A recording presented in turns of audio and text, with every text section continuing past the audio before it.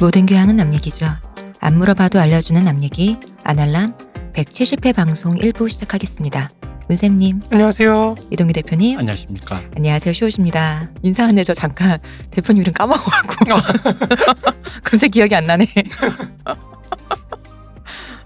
슬프네요. 나이가 이렇게 슬퍼요. 한 살 더 먹었다고 그새. 네.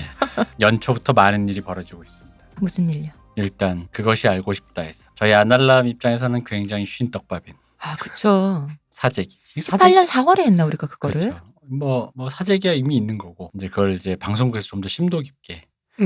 사실 저도 심도 깊게 좀 들어갔으려고 했었어요. 그때 당시에 이게 한 다리만 건너면 나오더라고. 그래요. 그 업체가. 업체가. 네. 그러니까 모종의 어떤 사재기인지 바이럴인지 알 수 없는. 근데 이제 여기서 더 들어갔다가 왜 그런 거 있잖아요. 어둠의 조직의 비밀을 탈취하고 이 대표는 살해되었다.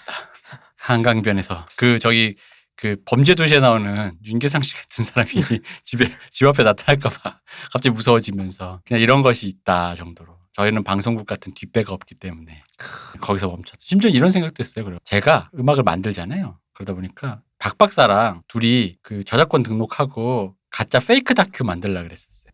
아예 그냥. 내가 음원 출시하고 나를 찍는 거야. 그리고 이제 하려고 그랬는데 이게 일단 자본이 없어서. 착수금이 1억이더라고. 아, 그래요? 네. 엄청나네요. 이게 착수금이 1억이더라고. 그래서 이거를 될 일이 아니구나. 이거 아쉽네. 라는 이제 약간 그런 불발된. 농담으로 펀딩할까 막 그랬었잖아요. 그죠. 어차피 우리가 펀딩해도 다시 그 의뢰하는 사람이 나인지는 모를 거니까. 그래서 이제 이렇게 해서 양수겹장으로 어린 시절을 꾸민 가수 데뷔도 해보고 차트 진입도 해보고 그랬었으면 어제 골든 디스크 이제 가온 차트 시상식에 내가 나가는 건데 대파가 그렇게 들고 싶으셨어요? 아니 대파 한 단 사드려야겠네. 아니 저기 방탄소년단 옆에도 앉아보고 언제 그러겠어요. 가까이서 보기만 해도 좋을 것 같긴 그러니까요. 해요. 네. 맞아. 그 사인도 받아. 내가 뭐 이거에 영원히 이거에 평생의 직업으로 삼겠다 이런 꿈이 아니라 그냥 맞아. 한예슬님도 보고. 그죠. 헛다리 짚은 김에 그냥 한번 이제 가보겠다 이런 어쨌든 이런저런 일이 있다 그냥 어쨌든 이런 망상인지 일이 있으니. 공상인지를 했죠. 네, 그렇죠. 이런 일이 있었다가 이제 어쨌든 이건 나머지 이제 공공기관에서 이제 좀 파헤쳐줘라라고 했는데 어쨌든 그 알이 해줬고 사태는 일파만파 지금 되고 있는데 그래서 뭐 그냥 깔때기 한번 대봤습니다. 내가 먼저 했다. 내가 먼저 깃발 꽂았다. 뭐 이런. 우리 얘기. 오래되긴 했죠. 그럼요. 전에 제가 그 말 했잖아요. 저희가 너무 앞서가서 문제라고. 네. 그래서 깃발 한번 이 꽂았고요. 청취자분들이 네. 화력을 동원을 해주셔야. 우리도 나 갑자기 눈물 나지. 잠깐만. 그럼 이참에 우리도 이거 공모를 해야겠다. 여러분 저희가 뭐 굳이 아이돌인 건 아니지만 그래도 모든 팬들은 다 팬클럽 이름이 있잖아요. 아날람 팬클럽? 아이즈원 위즈원, 트와이스는 원스, 방탄소년단 아미, 아날람? 애널람? 애널스. 너무 격이. 이게 확 떨어지네. 여러분. 죄송해요. 제가 좀. 아니 왜냐면 그게 그 사람들을 부르는 명칭이 있으니까 좋더라고. 그건 맞아요. 그분들이 시상식 나와서 여러분 원스 이러는데 이게 듣기 좋아서 저분 애널람들. 팬분들보다 좀 더 낫지 않을까라는 굉장히 생각이. 지역적이네요. 네. 내가 좋아하는데 왜 욕 듣는 것 같잖아. 여러분 애널람들 이러면 나는 좋다고 들었는데 들을 때마다 제가 잘못했어요. 그건 아닌 것 같아요. 근데 그거 재밌겠다. 그러니까 그 이름이 하나 있으면 참 좋겠다는 생각이. 근데 이름이 있으면 또 웃긴 일이 있습니다. 뭐예요? 이거에 관련돼서 또 저번 주에 연예계 핫 이슈가 있었습니다. 뭐냐면 뭔가요? 요즘 뜨고 있는 그 양준일이라는 가수 아십니까? 네. 네. 저는 그분을 TV 나왔을 때 처음 봤어요. 최근에. 저도 이번에 처음 봤어. 전혀 몰랐어요. 뭐 저는 옛날에 당연히 당연히 아셨겠죠. 이걸 제가 당연히 아는 수밖에 없는 게 제 친구들 중에도 모르는 사람 많아요. 저는 그래요? 네. 근데 저는 이제 그 당시에 이제 주로 집에만 있는 애니까 TV는 내 친구다 보니까 웬만한 건 다 알다 보니까 이제 근데 어쨌든 그 양준일 씨가 이제 다시 컴백하게 되었잖아요. 그래가지고 이제 이 팬클럽에서 사단이 났어요. 왜요? 그러니까 이게 뭐냐면 원래 기존 팬클럽이 있었는데 작은 모임이죠. 당연히 그럼 이제 오래되신 분들이네요. 그죠. 아무래도 연세도 좀 있으시고. 근데 이제 기존 팬클럽인데 이제 어쨌든 양준일 씨가 새로 컴백하고 라이징 스타가 되고 있으니까 신구가 뭐 어린 사람 젊은 사람 할 것 없이 팬들이 유입될 거 아니에요. 근데 아시겠지만 저희가 아이돌 방송에서 주로 다뤘죠. 요즘 팬클럽의 문화라는 것은 여러 가지 어떤 금지 조항들이 많잖아요. 전쟁을 불사하기 위해. 그 옛날 H.O.T. 신사협정들이 많죠. 그렇죠. 왜냐면 그 옛날 H.O.T와 잭스키스 시절에 무법지대. 건국 초기. 백색 타로 난무. 진짜 그거랑 똑같아. 그치. 그런 거야, 진짜. 그 의열단 거의 우리 그런 팬클럽 말고는 다 저기였죠.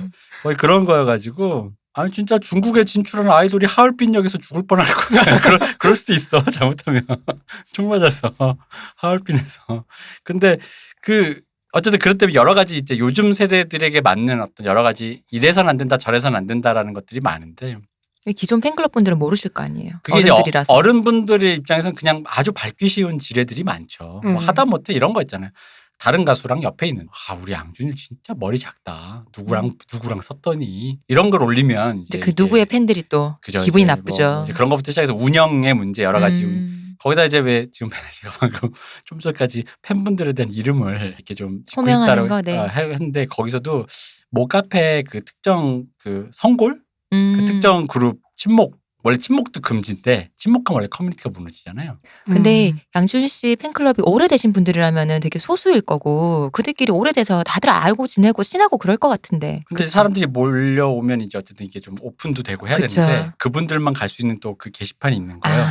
그분들이 아마 자기들끼리 부르는 이름이 감자래나 뭐래나. 감자? 감자? 왜 감자죠? 뭐 그건 잘 모르겠습니다.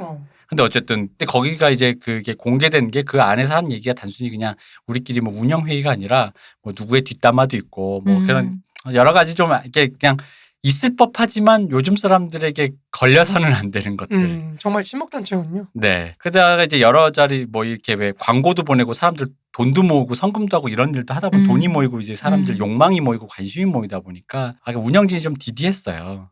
근데 운영진 디디하면 이걸 공개하고 사과하고 그래야 되는데 왜 그거 있잖아요. 이렇게 잠시 왜 전형적으로 잘 못하는 운영진들은 침묵으로 일관하다가 그렇죠. 그래서 사퇴하라를 하고 게시판에 자꾸 촛불로 계속 도배가 되는 거예요. 촛불 그리고 계속 촛불이 올라오고 있었어요. 사퇴하라. 생각도 못했다. 그죠. 사퇴하라고. 우와. 탄핵을 당한 거군요. 탄핵당했죠. 우와. 탄핵을 당했습니다. 아.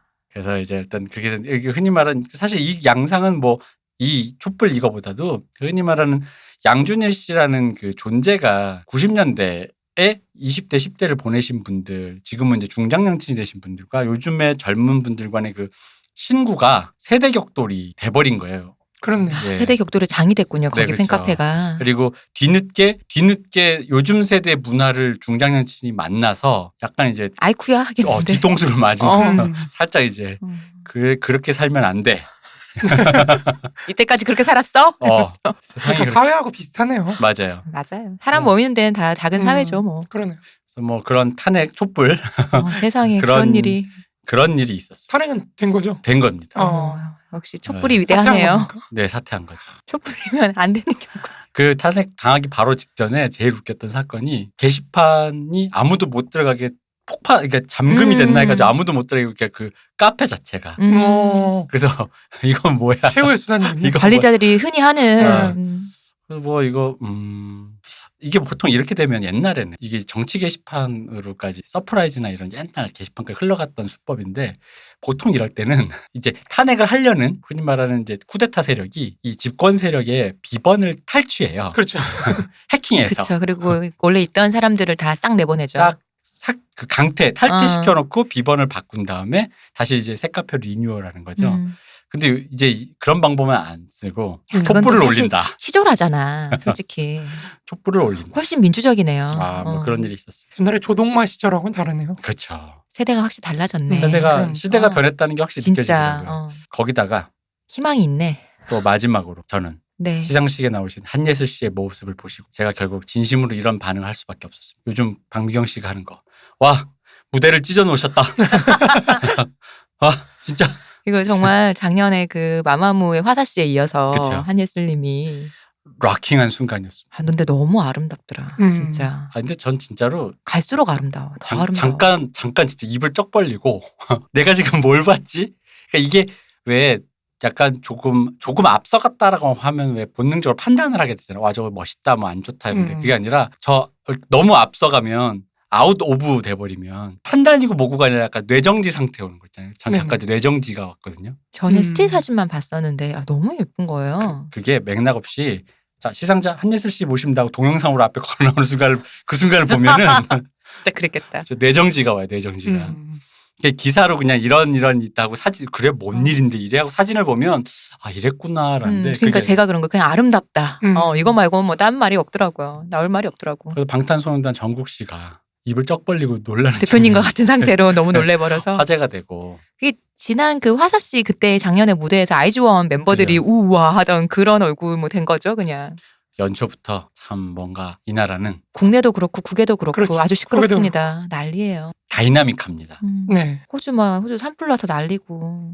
그죠. 호주도 그렇고 좀 호주도 그렇고 미국, 이란 미국과 이란이 가장 큰 그리고 저희는 잘 언급 안 하는 정치권도 그렇고 그쵸. 대단합니다. 역시 한국은 전 세계가 다이나믹할 때 함께 조응해주는. 그 옛날에 김대중 정부 때 그 다이나믹 코리아라는 맞아요. 표어를 고른 게 네, 괜히 고른 게 아니라. 괜히 고른 게 아닌 거예요. 진짜 최고인 것 같아요. 근데 나라마다 그런 표어를 고르는 거를 자세히 보면은요. 딱 맞아요. 옛날에 뭐 인크레더블 인디아나 뭐 이런 거 있잖아요. 다이나믹 코리아 뭐 그 비슷한 원래 느낌이잖아요. 익사이팅 코리아였나 뭐 이런 걸로 약간 하려고 그랬는데 좀 어감이 좀 이상하죠. 익사이팅 그쵸. 코리아. 뭐 아무튼 되게 잘 어울리는 것 네, 같긴 해요. 딱이에요. 익스트림은 괜찮았을 텐데 아, 익스트림. 한국과 좀 잘 맞. 다이나믹 쪽으로 순화하는 걸로. 다이나믹이 좋은 것 같아요. 한국 참 재밌는 곳입니다. 어쨌든 이번 주 연초에 연예계 이런 재미난 일도 있고 저희가 깔때기 될 일도 있어. 자 그리고 또 하나 저희는 후원을 받고 있습니다, 여러분. 그게 아닌데. 이거 아니야? 그건 왜 빨리 해. 설문조사 한 주 더 하려고. 아, 설문조사를 하고 있습니다. 저희가 올해 여러 가지 어떤 오프라인 모임을 좀 함께 여러분들과 해보고 저도 참가하고 제가 여러분들과 함께 패널로 참가하는 것뿐만 아니라 다른 분들의 수업이나 다른 분들의 모임에 저도 같이 가서 좀 듣고 싶은 그런 마음 때문에 하는 거예요. 그래서 맞아요. 그런 설문을 지금 저희가 이제 공개를 하고 있습니다. 그래서 어떤 오프라인 모임에 과연 이걸 어떻게 운영해야 될지에 대해서 많은 분들이 좀 참여해 주셨으면 좋겠습니다. 연령대 50대 있습니다. 자세히 봐주십시오. 네, 50대 있습니다. 네. 사랑합니다. 그리고 저희는 이제 후원을 받고 있습니다. 네. 여러분의 후원으로 방송이 이게 운영되고 있습니다. 지금도 많이 해주셨는데 정말 감사드리고 여전히 저는 배가 고파서 저희 빨리 람보르기니도 사야 되고. 살 게 많죠. 네, 타워플레이 사야 되고 저희 피팅도 올려야 되거든요. 아니 난 사실 일단 그거보다 이 스튜디오 그렇죠. 맞아. 연습실 하나 월세 맞아. 내려고 우리 스튜디오 하나 렌탈해서 할 수 있으면 좋겠다는 생각을 하고 있어요. 월세 내려고 그것도 뭐 그런 날도 오겠죠. 되겠죠. 네. 메뚜기처럼 스튜디오 시간 예약해서 다니려니까 대마시안이 약간 진짜 쾌적했구나. 그렇죠. 약간 이제 그런 생각하고 어쨌든 저희가 사실 민폐 많이 끼쳤어요. 퇴근도 못하게 맨날 늦게까지 녹음해서. 그거는 이제 마르크스적으로 입장하자면 결국 우리가 좋은 일을 하고 있기 때문에 다 결국 궁극적으로 다 도움이 아닙니다. 아니죠. 대마시안 거기 일하시는 그 정도 분들의 부작용은 식민지 정도로 생각. 그분들의 시간에 정치하게 우리가 큰 민폐를 끼쳤다. 네. 결국 결과적으로 그럼 공리주의 아닙니까? 이상한데 결과적으로 마르크스 자꾸 그런데 붙이지 마세요. 대마시아는 그저 나에게 인도 식민지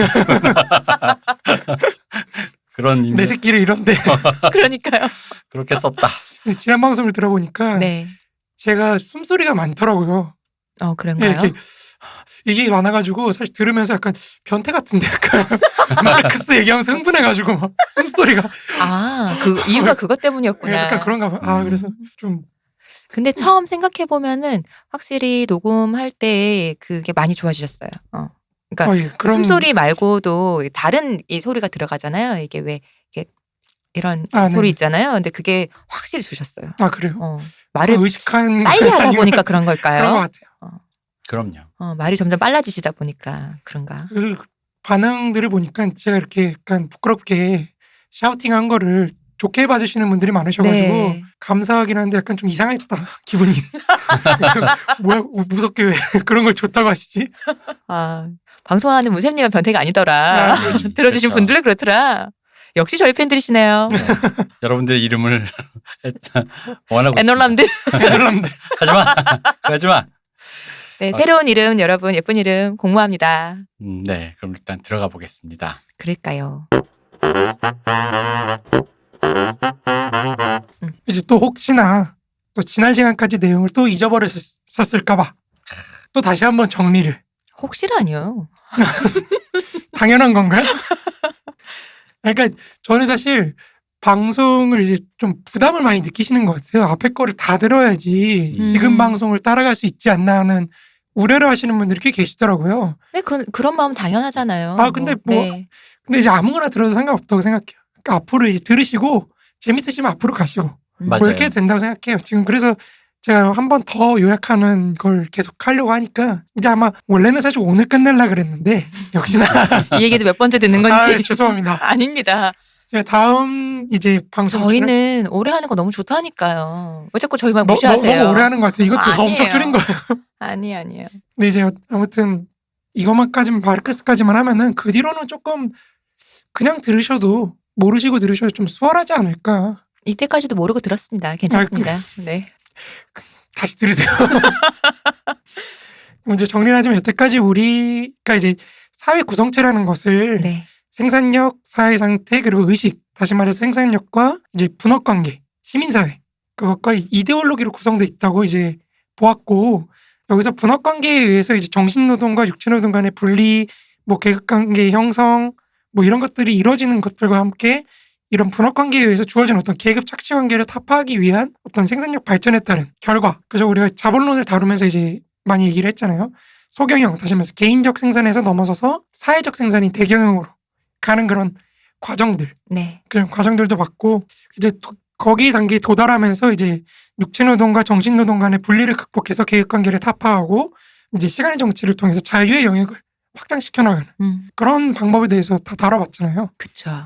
그리고 이제 그 연장에서 이 시간의 정치학과 생산력, 사회 상태의 의식으로 뒷받침된 이제 사회 구성체의 어떤 하나의 통일성을 부여하는 그런 근대 국가의 어떤 기능과 그 근대 국가를 뒷받침하는 어떤 민족주의, 민족 공동체의 어떤 의식 형태, 이런 민족 이데올로기 간의 관계를 다뤘고, 더 나아가서 이제 자본주의 발전이 식민지와 제국주의 국가의 어떤 사회 구성체에 각각 다르게 작용한다는 거. 그러니까 식민지에서는 사회 구성체의 어떤 통일성을 해체하고 이제 식민지 모국에서는 이제 그것을 강화하는 효과를 가져왔다는 거. 네. 이제 이런 걸 통해서 우리가 어떤 민족 독립이라든지 이런 것들 의미를 탐구해봤고, 이제 지난 시간에 제국주의, 그러니까 일본 제국주의와 미국 자본주의 간의 관계 이런 것도 한번 다뤄봤었죠. 네. 이제 식민지와 같은 여기 더불어서 이제 식민지와 같은 이제 자본주의의 해체 작용이 나타나는 곳에서는 사회 통합을 위해서 위로부터의 폭력이 이제 나타날 수밖에 없는데, 그런 폭력의 형태가 이제 권위주의 네. 같은 그런 형태라든지 아니면 식민지의 총독부 권력이라든지 뭐 이런 것들이 나타난다는 거죠. 네. 근데 여기서 잠깐 하나 제가 말씀을 드리자면, 제가 약간 방송에서 말씀을 잘못 드린 것 같은데 그 댓글을 보니까 마르크스가 노동의 세계화를 주장했다고 이해하신 분이 계시더라고요. 아, 예. 근데 마르크스는 노동의 세계화를 얘기한 건 아닙니다. 음. 그러니까 이 자본주의 세계 시장의 어떤 가장 큰 근본적인 모순이라 그러면은 자본은 세계적으로 이동하는데 노동은 그렇지 못하다는 거예요. 그래서 우리 노동이 질 수밖에 없다는 거거든요, 사실은. 왜냐면 한국에서 예를 들어 노동자 운동이 막 일어나가지고 뭐 베트남 가서 하지 그렇죠, 뭐. 그렇죠. 바로 베트남을 이동하고 중국으로 이동하고 거기서 완전히 뭐 속된 표현을 쓰면 조져지는 거거든요. 네. 우리 한국 노동자들이. 한국은가 직장 폐쇄해. 그렇죠. 그렇게 공장 폐쇄해버리고 네. 이러면서 그죠. 끝나는 거거든요.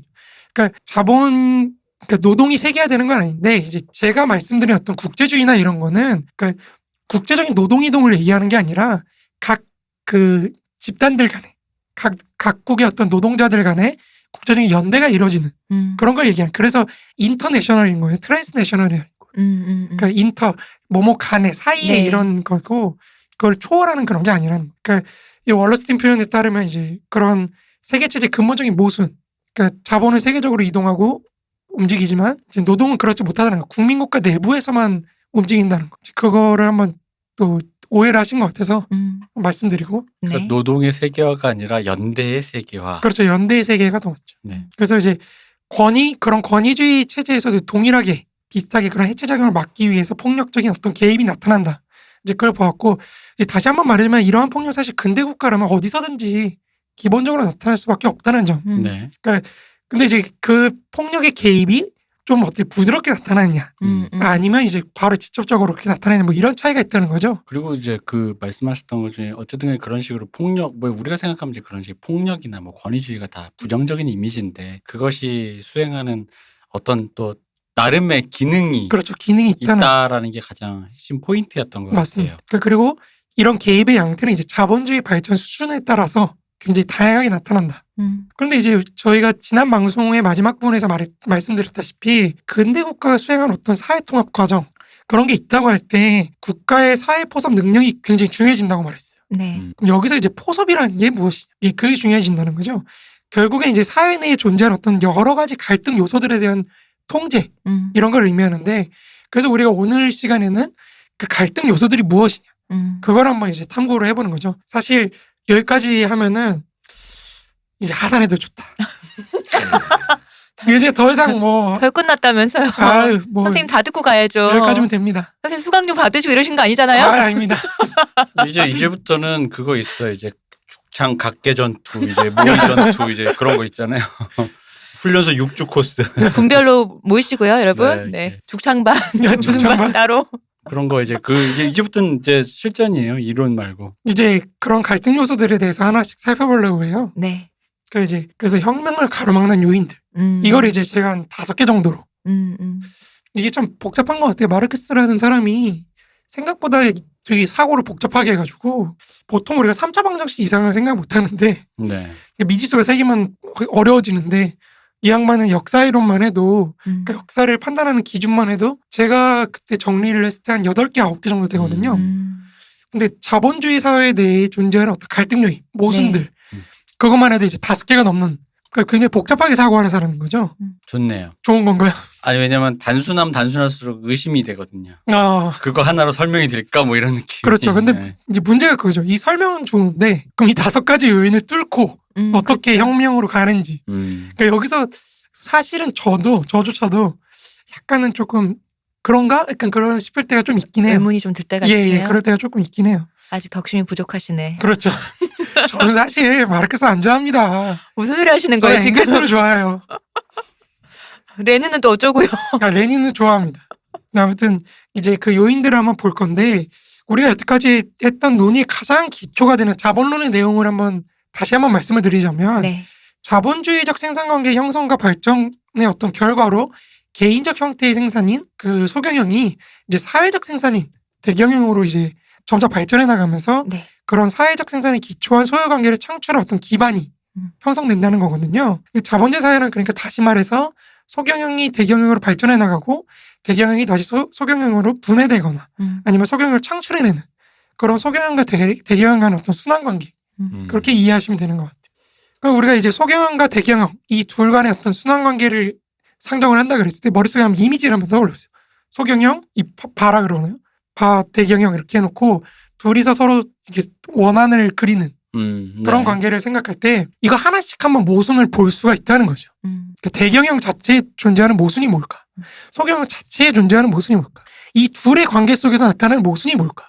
뭐 이런 식으로. 그러니까 이 순환 과정 속에서 이제 사회 내에서 이제 소경영과 대경영이 차지하는 각각의 비중이 있을 거 아니에요. 네. 근데 그 비중이 점차 이제 소경영이 대경영으로 이제 발전해 나가면서 점점 그 중심축이 대경영으로 이동해 나가는 거예요. 네. 점점 뒤로 갈수록 네네. 그렇게 생각하시면 될 것 같아요. 그게 이제 자본주의 사회의 기본적인 발전 방향인데, 그러니까 기본적으로 마르크스 때부터는 소경영도 있는 거예요. 자본주의 사회에는. 소경영이 자본주의 사회 속에서 대경영으로 발전해 나가는. 그리고 이제 사회주의나 공산주의가 되면 대경영만 이제 존재하는 그런 확립된 네. 그런 형태가 되겠죠. 그러니까 이제 그런 발전 방향을 자본주의 사회가 갖고 있다. 우리가 그런 과도기에 놓여 있다는 거. 그렇게 이해하시면 될 것 같아요. 이제 우리가 이런 전개 방향 속에서 어떤 점들이 문제가 되는지 한번 여기서 총 정리를 하는 겁니다. 네. 그러니까 소경영과 대경영이라는 구도 다시 한번 기억해 두시고요. 네, 그럼 첫 번째부터 들어갈 건데요. 이제 노동자 내부의 분열, 다시 말해서 대경영 자체 내부에 존재하는 문제. 이건 뭐 그렇죠. 너무 잘 알고 네. 계시죠. 그렇죠. 사실 우리는 이게 길게 얘기를 하긴 했는데 제가 원고로 써오기는 우리 이미 다 알고 있어요. 네. 다 알고 있죠. 네, 이 노동귀족. 그렇죠. 노동규정, 정규직, 정규직, 그렇죠. 네. 이제 먼저 혁명의 주체를 생산해내는, 다시 말해서 프롤레타리아트를 생산해내는 대경영에서부터 한번 시작을 해보도록 해요. 그럼 여기서 이제 혁명을 가로막는 요인, 갈등 요소라고 한다면 그것은 이제 노동자 내부의 갈등이라고 할 수 있다는 거죠. 그러니까 마르크스에 따르면 이제 자본주의 사회와 같은 어떤 상품 생산의 사회, 이런 사회에서는 상품이 생산되기 위해서는 일정한 양의 노동이 이제 지출되거나 또는 투하되어야 돼요. 그러니까 우리가 저번에도 지난 방송에서 계속 말씀드렸지만 여기서 노동이라는 건 이제 기본적으로 사회적 평균의 노동량. 네. 그러니까 내가 좀 더 쉽게 얘기하면 내가 뭐 상품을 구매할 때 그 상품에 들어있는 어떤 노동을 구매한다는 거죠. 네. 내가 밥을 사실 내 노동을 들여서 만들 수 있거든요. 그죠? 외식을 하잖아요. 그렇죠. 외식을 하는 거죠. 그런 식으로 이제 그 밥 짓는 노동을 구매를 하는 거죠. 네. 그런 시간, 노동의 시간, 뭐 노동과 시간 뭐 이런 걸 상품의 형태로 구매를 한다는 거예요. 그렇게 함으로써 우리는 타인의 노동을 구매하는 거죠. 네. 그래서 마르크스가 상품을 가치로 파악을 할 때 가치의 실체가 노동이죠. 우리는 이제 그것을 대상화된, 조금 어려운 얘기, 형상화된 혹은 결정화된 혹은 응고된 사회적 노동이라고 한다는 거죠. 그래서 이제 상품의 가치는 사회적 노동의 어떤 응고체, 결정체이기 때문에 그 가치의 크기 또는 상대적 가치가 상품 속에 얼마나 많은 양의 어떤 노동이 들어있느냐, 이거에 따라서 결정된다고 할 수 있다는 거죠. 네. 다시 말해서 상품의 어떤 상대적 가치는 각각 그 상품에 투하되고 대상화되어 들어있는 노동의 양 또는 크기에 따라 결정된다는 겁니다. 네. 그 동일한 평균 노동 시간을 들여서 생산되는 어떤 상품들의 상대적 크기는 동일한 거죠. 그러니까 요약하자면 상품의 가치 가격은 그 상품에 들어가는 노동의 양이 어느 정도 되느냐, 이걸 달려있다고 할 수 있어요. 그 노동 생산력이 늘어나면 당연하게도 개별 상품에 사용되는 노동의 양이 줄어들기 때문에 전체 상품의 양은 이제 늘어날 수도 있죠. 상품이 많이 생산되면. 네. 네. 그렇지만 어쨌든 개별 상품에 들어가는 건 줄어들기 때문에 생산력이 발전하면 발전할수록 상품의 가격이 점점 내려가지는 거예요. 값이 싸지는 거죠. 네. 네. 여기서 잠깐 그 얘기는 한번 해주셨으면 좋겠어요. 그러니까 요거는 그러면 그런 만약에 그 옛날 장보드리아가 얘기했던 그런 것처럼 사치품이나 그 사람의 욕망이 좀 집중되는 그렇죠. 쓸모없는 제품들 혹은 쓸모없거나 실제적인 제품의 그 원래 그 제품이 가진 가치보다 고평가되고 있는 그것들은 우리 흔히 말하는 비싸고 예쁜 쓰레기. 네, 그죠. 그런 것들도 여기에 이 지금 이렇게 노동시간을 들여 생산되는 상품들 상대적 크기들에 대해 이 크기를 측정하는 이 방법에 해당이 될까요? 그렇죠. 해당될 수가 있죠. 그러니까 그런 노동의 질이 굉장히 고평가를 받는 거죠. 특이성, 그 네, 노동의 그렇죠. 질이. 그렇죠. 그렇죠. 예를 들어 제가 굉장히 유명한 화가라 그랬을 때 제 노동력을 들여서 만들어내는 어떤 이 상품이잖아요. 사실은. 네. 그게 굉장히 고평가를 받는 거죠. 다시 대체되기 힘드니까. 그러니까 뭐 그렇게 이해하시면 좀 편하지 않을까요? 네네. 근데 이제 보드리아나 이런 사람들이 얘기하는 건 사실 좀 맥락이 좀 다르긴 해요. 네. 그러니까 그거는 정말로 그 욕망이 어떻게 기호 속에서 나타나느냐. 네네. 그래서 그걸로 통해서 어떻게 우리가 소위 말해 비합리적인, 합리적인 것처럼 보이는 그런 욕망의 체계가 어떻게 사회 전체를 구성하는지. 그러니까 베블론 같은 사람도 사실 그런 측면에서 되게 네네. 관찰자로서 맞아요. 재밌는 거죠. 네. 근데 저는 사실 이 논리하고 그렇게 뒤떨어진 건 아니라고 생각해요. 동떨어진 건. 근데 이제 요것만 들으면 아마 이제 오해하실까봐 제가 이제 그렇죠. 그 그럴 수 질문을 뭐 삶에 왜냐면 꼭 필요한 것만으로 생각하기 예, 쉬우니까요. 맞아요. 그렇죠. 예, 맞아요. 흔히 말하는 그 제조업에서 그렇죠. 제조되어지는 것들을 주로 상상을 하실 수 있는데 그렇게 그러니까 꼭 되면 쓰임이 있는 것으로만 그렇죠. 생각하기 쉬우니까요. 그럼 절대적 가치 이상의 예를 들어 왜 빈 캠퍼스에 그냥 가만히 있다 점 한 번 던지는 사람의 노동과 정말 세밀하게 그리는 사람의 노동이 다를 수 있거나 다를 같을 수 수 있죠. 있고 이런데 네. 그런 것들에 대한 가치가 조금씩 서로 시장에서 상이하게 그렇죠. 달라지는 시장에서 다르게 받아들여진다는 네. 거죠. 특이성과 특수성이 있으니까요. 그렇죠. 그 부분들도 여기에 지금 이 측정 방식에서 같이 이게 좀 얘기해 볼 수 있느냐라는 네네. 예, 그런 생각에서 한번 여쭤봤습니다. 그래서 사실 그런 게 굉장히 문제가 되는 거죠. 그러니까 자연에 존재하는 것들 있잖아요. 그런 네. 것들이 만약에 들어왔을 때 어떻게 평가를 할 것이냐. 이제 그런 것도 비슷한 맥락에서 사실은 평가되는 거죠. 네. 근데 여기서는 사실 그러니까 마르크스는 사실 자본주의 핵심을 약간 제조업으로 보는 게 있긴 해요. 네. 그러니까 이거는 이제 제가 스탈린 얘기하면 사실 할 얘기인데 그 마르크스한테는 사실 노동 수단이라는 게 그러니까 두 가지 종류가 있어요. 그러니까 이거를 사실 그 단어가 좀 어려운데 우리 몸 신체에서 그냥 예를 들어 외골격 같은 네. 것과 장기 같은 장기. 거 뭐 이런 걸로 나눠서 얘기를 하는데 그러니까 소위 말해 기계 같은 건 사실은 생산하면 되거든요. 그렇죠. 경공업 기계 같은 네. 거는. 근데 이제 문제가 되는 게 중공업. 우리 시대에 사실 가장 핵심적인 산업이라고 하는 중공업이거든요. 이 중공업에서 사실은 그 조선업을 생각 한번 해보시면은 네. 이거는 사실 그릇이 필요한 거거든요. 이 용기를 담아서 이 용기를 갖고 이 계속 틀이 필요한 거죠. 그렇죠. 틀이 필요한 건데 그러니까 그런 거에 대해서 마르크스가 사실 자문론에서 얘기를 하진 않아요. 음. 근데 그럼 이 사람이 몰랐느냐? 그건 아니에요. 제가 볼 때는. 그렇죠. 이미 그 얘기를 했다는 것 자체가 자기가 그 존재를 알고 있다는 거잖아요. 근데 이제 거기에 대해서 구체적으로 분석을 안 했는데 이게 왜 중요해지냐면은 경공업에서는 사실 기계가 점점 비싸져요. 그러니까 인간 노동이 점점 줄어들어요. 가치가 네네. 차지하는 비중. 그게 얼마든지 대체가 가능한 걸로 바뀌는데 문제는 중공업에서는 그게 안 돼요. 숙련공의 어떤 역할이 점점 중요해져요. 그러니까 이 차이가 사실은 굉장히 중요한 차이를 낳거든요. 근데 이제 마르크스가 사실 중공업에 대해서 얘기를 별로 안 하는 것도 있고 더 중요한 건 사실 토지에 대해서 사실 제대로 된 분석을 안 해요. 마르크스가. 그러다 보니까 그러니까 자본의 입장에서 전체의 자본의 순환 과정 속에서만 분석을 하다 보니까 토지라는 그 용기잖아요. 이것도 일종의 네. 보면은 네. 이 용기가 갖고 있는 어떤 토지의 특성 이런 걸 고민을 안 하다 보니까 나중에 스탈린이 사실은 그 노동수단이라 그랬을 때 생산수단이라 그랬을 때 노동수단을 정말 기계로만 이해를 해요. 근데 이제 제가 왜 아까 또 그런 질문을 드렸냐면은, 그러니까 지금 문세님이 말씀해주신 이 마르크스적인 이 얘기가 진짜 듣기만 하면 제조업적인 게 되게 쉽게 연상이 네, 돼요. 맞아요. 예. 그러다 보니까 이제 거기서 다시 스탈린한테도 왜곡이 일어나는 거거든요. 그래서 이제 사실 좀 제가 이해하기에는 소련 사회가 좀 막다른 길로 가는. 그러니까 우리가 사실 소련이라고 현실 사회주의라 그러면 이미지가 공장에 막 가서 광산 캐고 이런 이미지가 되게 강하잖아요. 그러니까 그런 이미지가 남게 된 게 사실 이런 전환이 되게 크거든요.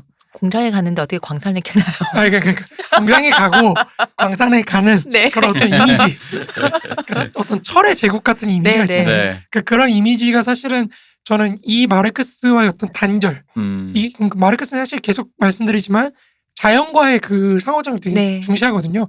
그러니까 어떤 분이 댓글이었나요? 글이었나 이제 그 마르크스 시대에는 뭐 자연 오염 아, 같은 네. 거, 환경 파괴 그런 게 없잖아요. 그렇지 않습니다, 여러분. 이게 그러니까 우리 근대인들이 사실 오만한 걸 수도 있고 그런데 기본적으로 전근대인들도 굉장히 사고를 복잡하게 합니다. 그러니까 마르크스 시기에도 사실 마르크스가 그런 자연과의 어떤 순환관계를 얘기한 게, 그러니까 물질대사를 기본적으로 얘기한 게 물질대사가 그때 안 되고 있다는 인식에서부터 시작하는 거예요. 그러니까 리비라는 학자의 연구를 마르크스가 주요하게 참고하는 거거든요. 근데 리비가 참고한 게 뭐냐면 그 화학 비료를 그때부터 쓰기 시작하거든요. 화학 비료를 너무 많이 쓰다 보니까 토지가 재생산이 안 되는 그렇죠. 거예요. 땅 힘이 없어지니까. 그렇죠. 지력이 완전히 쇠퇴해가지고 네. 황무지가 돼버려요. 음.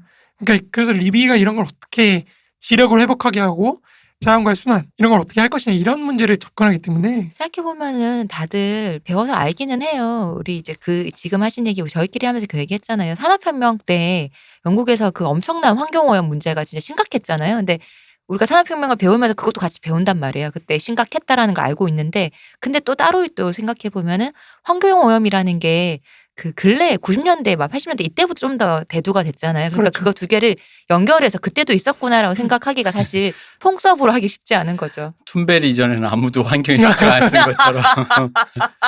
근데 아니. 뭐 루소만 해도 벌써 자연으로 돌아가자라고 얘기를 하잖아요. 그러니까 그때는 그 시절은 뭔가 더 자연 친화적이었지 않아라고 생각되게 그렇지 이게 않습니다. 쉽잖아요. 그렇죠. 그런 거죠. 근데 사람들이 그러니까 자기 이전 사람들이 되게 무지하고 막대 먹었을 것이라는 거 그런 것까지 생각했을 리가 없다라는 거는 모든 분야에서 그래요. 예를 들어 영화로 치면은요. 영화 최초의 SF 영화 1920년대 나왔습니다. 바이마르 공화국에서 나온 겁니다. 스페이스 오페라? 네.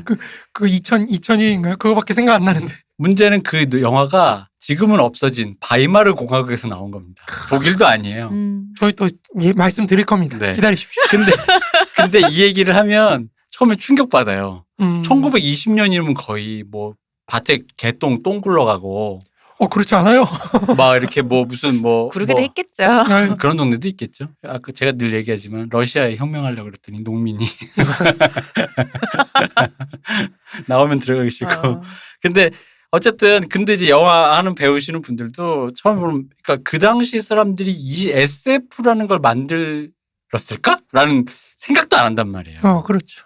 근데 SF 영화? 말도 안 되죠. 근데 이제 그런 식의 뭐랄까 전근대 사람들은 뭔가 우리만큼 뭔가 안 됐을까라는 생각은 누구나 다 하는 거기 때문에. 그 조선에서도 살림왕폐가 굉장히 심각해가지고 이제 정약용 형이었던가요? 그분이 이제 내놓은 대안이 벌써 그 살림을 이제 사적 소유권 인정해주자. 토지에만 인정해주지 말고 그걸 나눠주는 대신에 이제 그 관리를 맡기자. 뭐 이런 식으로 벌써 대안을 내놓거든요. 그 시대에 이미.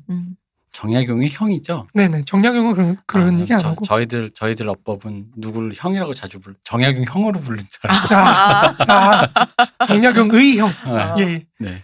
그러니까 이제 그게 사실은 나중에 그 식민지 때 그런 식으로 해결을 하거든요. 식민지 때 살림 녹화를 할 때 조선이 굉장히 그 살림 황폐가 심각해가지고 네. 그러니까 16세기에는 사실 조선도 그렇고 일본도 그렇고 다 살림이 황폐하대요. 근데 이거를 일본이 그러니까 세계사적으로 정근대 사회에서 살림 황폐화를 해결한 나라가 딱 두 나라 있는데 독일과 이제 일본. 근데 독일은 약간 낭만주의가 섞여가지고 우리 영토, 나의 조국, 그러니까 아껴야지. 약간 이런 거라면 푸른 도나우강. 그렇죠, 뭐 그런 거죠. 일본은 정말로 그걸 연구를 해가지고 살림을 연구를 하고. 그러니까 이미 그때부터 그 사람들은 그게 좀 있는 거죠. 그러니까 확실히 일본은 그런 면에서 좀 뛰어난 면이 있긴 한데 또 친일파 아닙니다. 그러니까 정근대 그런 게 있다는 거예요. 근데 조선도 동시대에 비슷한 그런 게 있었는데 우리는 이제 전란이 해결해 주죠. 임진왜란이나 이런 것들이 그쵸. 이제 인구를 많이 줄여줌으로 해서 많이 줄여줘서 네. 땔감도 들 떼고 그렇죠. 나무도 들 빼고 인간이 죽는 게 친자연이다. 그렇죠. 슬픈 일인데 사실이긴 합니다. 네, 그래서 이제 또 살림이 회복이 됐다가 다시 살림 황폐화가 이제 17, 18세기 이제 정조 때 최절정으로 이제 다르면서 이제 거기서 이제 다시 또 좀 무너지게 되는. 시국이 평천화되니까 살림 황폐화되는. 그렇죠. 문세님의 그 인간이 죽어야 친자연이다. 어린 툰베리 입으로 듣고 싶군요. 아동학대 아닙니까 이거? 아동학대 맞고요. 아무튼 그런 것도 이제 있었다는 거죠. 그러니까 생각을 안 한 건 아닙니다. 그러니까 다시 돌아가자면 이제 여기서 이제 근데 우리가 상품이 이런 식으로 생산이 된다고 얘기를 한다면 네. 정말 중요한 물음에 직면하게 된다는 거죠. 그러니까 앞에서 우리가 노동력이라는 것도 상품이라고 얘기를 했거든요. 네. 그러니까 노동력 상품이라 그랬는데 그러면 이것은 어떻게 생산이 되는 건가? 그런 문제. 그 앞에 방송을 꼼꼼히 한번 들어보셨다면 기억을 하실 텐데, 그러니까 현대 경제학에서 문제가 되는 게 상품처럼 생산되지 않는데 상품으로 취급되는 그런 것들이 세 가지가 있대요. 이게 네. 화폐, 이제 노동력, 그리고 토지. 그게 바로 그거죠. 그러니까 우리가 칼 폴라니 얘기도 그때 잠깐 했었죠. 네. 그러니까 사실 폴라니 얘기도 아마 뒤에서 제가 또 한번 자세하게 할 건데, 그러니까 폴라니가 고민했던 게 딱 그거예요. 그러니까 이런 토지라든지 상품이라든지 노동력이 상품화됨으로써 공동체가 해체가 된다는 거죠. 기존에 있던 사회 공동체가 이제 해체가 되니까 그거에 대한 반작용이 나타나기 시작하는 거예요. 자기 시대에. 그게 소련의 전체주의와 독일의 나치즘과 이제 미국의 뉴딜이죠.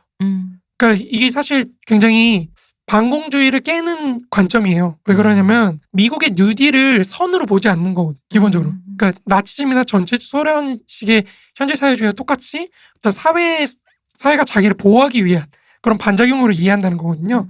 물론 폴란드는 이제 그 세계들 간의 어떤 관계, 그러니까 나치즘과 소련과 이제 뉴딜 간의 관계에 대해서는 얘기하지 않았어요.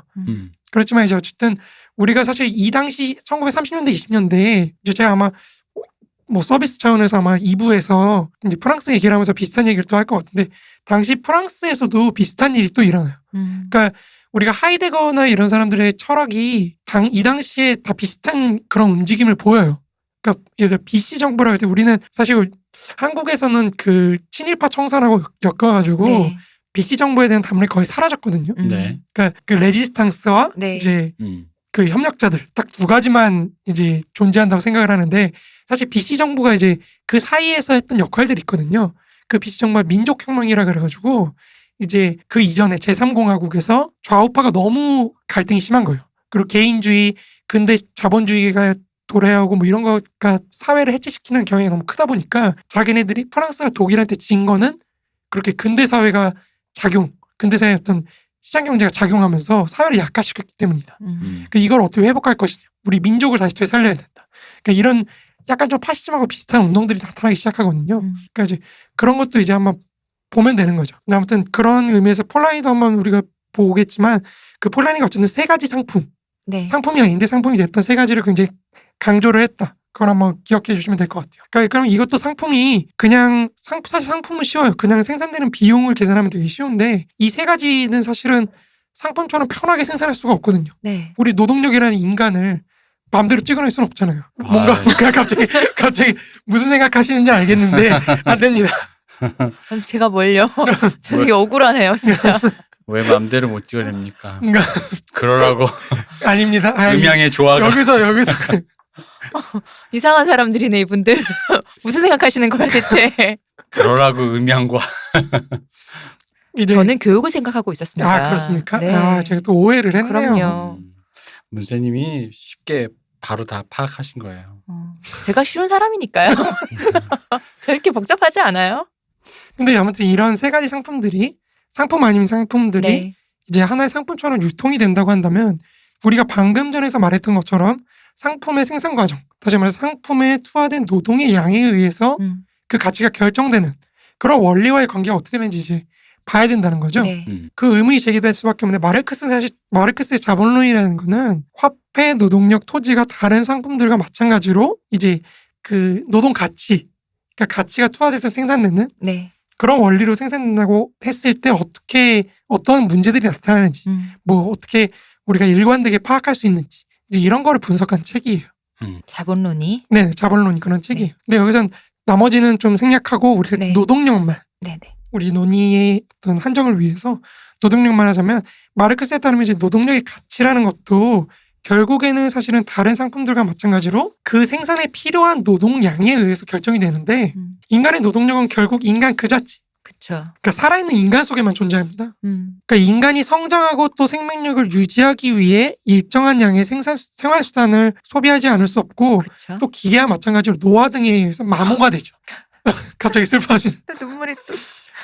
이제 그렇게 마모가 되면 사실 다른 인간에 의해서 대체가 될 수밖에 없는 거죠. 네. 그렇죠. 굉장히 냉정한 얘기지만 그러니까 이때 노동자는 자신의 생존을 유지하는 데 필요한 양의 어떤 생활수단 외에도 노동시장에서 자기를 대체할 수 있는 네. 자기하고 교체돼서 공급되어야 할 다른 인간, 다시 말해서 뒷세대죠. 그러니까 뒷세대를 양육하는 데 필요한 어떤 생활수단도 어느 정도 있어야 된다는 거죠.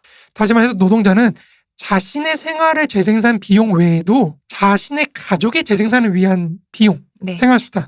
쉽게 말해서 생활비 외에도 이제 노후 보장, 뭐 가족 부양비, 그리고 마지막으로 노동자가 자신의 노동력을 발전시키거나 뭐 일정한 기능을 습득하기 위해서 들어간 어떤 교육비까지 이제 필요한 거죠. 이 모든 총합들이 바로 노동자가 지니고 있는 그 노동력 상품의 가치를 결정한다는 겁니다. 그런데 이 노동력의 가치는 단순 상품과 구별되는 몇 가지 특징이 있다는 거죠. 당연하죠. 상품이 원래 아니니까. 그쵸. 마르크스에 따르면 노동력의 가치는 이제 두 가지 요소로 이루어져 있는데 하나는 순전히 육체적인 것으로 그리고 다른 하나는 역사적 혹은 사회적인 그런 거라는 거죠. 그러니까 노동력의 가치의 어떤 최저 한도는 육체적 요소에 의해서 결정됩니다. 그러니까 다시 말해서 노동자 계급이 자기 유지, 자신의 생활의 유지와 재생산을 위해서 또 자기 육체적 어떤 존재를 영속시키기 위해서 이제 생활과 번식에 절대적으로 필요한 그 최소치, 어떤 육체적 존속을 위한 그 최소치가 이제 그 최소치 어떤 생활수단을 받지 않으면 안 된다는 걸 의미한다는 거죠. 의식주. 그렇죠. 최소한의 의식주. 따라서 이 꼭 필요한 생활수단의 가치가 노동력의 가치의 어떤 최저 한도가 됩니다. 네. 그러니까 이 이하로 떨어지면 사실 재생산이 안 돼요. 이거는 보장을 해줘야 돼. 그러니까 이런 거죠. 그 반대로 이제 최대 한계도 있어요. 최대 한계는 뭐냐면은 노동자의 체력에 의해서 결정되는 건데 매일매일의 노동에 의해서 체력이 막 소모가 되잖아요. 그쵸. 그러니까 이거 어디까지 견딜 수 있니? 그러니까 딱 그 넘으면 이제 노동을 못 하겠죠. 뭐 6시간이야, 20시간이야. 그렇죠. 그러니까 물론 이런 한계는 이제 잔인한 말이지만 사실은 좀 건강한 사람으로 교체를 하면은 그렇죠. 젊고 싱싱한 육체로 다시 그렇죠. 교체하는 계속 거죠. 교체하면 이제 되는 거죠. 그러니까 이러한 노동력 상품이 인간이라는 사실 자체에서 나오는 어떤 한계선 외에도 노동력의 가치는 이제 역사적 혹은 사회적으로 결정된다는 거죠. 그러니까 굉장히 간단한 얘기 무슨 말이냐면 옛날에는 아이폰이 필요 없었어. 그죠. 근데 요즘은 일하려면 아이폰이나 뭐 노트북 정도는 그쵸. 있어야 되는 거죠. 그러니까 이런 사회적으로 결정된다는 거죠. 이런 최소 한도치. 그러니까 다시 말해서 각 나라의 어떤 전통적인 생활 수준이라는 건데 그거에서 결정된다는 건데 단순히 육체적 생활의 어떤 욕망뿐만 아니라 생존하고 또 양육되는 어떤 그 사회 조건들 그 조건으로 말미암아서 발생하는 일정한 정도의 욕망의 충족도 필요하다는 거죠. 그러니까 뭐 이거는 학력도 비슷한 문제. 그렇죠. 학력도 예. 비슷한 거죠. 네. 그러니까 우리가 교육비도 사실 거기 들어가는 거잖아요. 네. 요즘엔 대학을 나와야 돼. 이런 거. 최소 고졸. 그렇죠. 뭐. 최소 고졸은 네. 해야 돼. 그러니까 이런 게 나중에 커지면은 비용이 커지면은 그만큼 임금도 더 높게 받으려고 하겠죠. 그쵸. 네. 교육비 많이 드니까. 그렇죠. 그래서 사실은 공교육이나 그런 게 그래서 도입된 것도 있는 거예요. 옛날에는 사적으로 이렇게 하다 보니까 네. 비용이 너무 많이 드는 거예요. 그쵸. 그래서 아예 그냥 공립으로 해서 이 정도는 가르쳐줘. 어차피 가르치죠. 사회에 다 구성원이 될 것이니까 사회에 필요한 만큼 최소는 가르치자. 그렇죠. 그런 비용을 줄이기 위해서. 네네. 그러니까 우리가 앞서 심리 원래 공동 구매해야 비용이 그렇죠. 줄어요. 공동구매죠. 그렇죠. 그 옛날에 장하준 교수가 그래서 복지도 공동구매라고 그런 말씀하셨는데 이런 맥락이 비슷한 그쵸, 거죠. 그렇네요. 이게 우리가 이제 지난 시간에 식민지 문제를 다루면서 아일랜드인의 어떤 노동자의 유입이 노동 계급으로의 어떤 아일랜드인의 유입이 영국으로 유입이 그쵸. 영국인 노동자의 어떤 임금과 생활 수준을 하락시킨다고 했을 네. 때는 바로 이런 거의 하락을 의미한다는 거죠.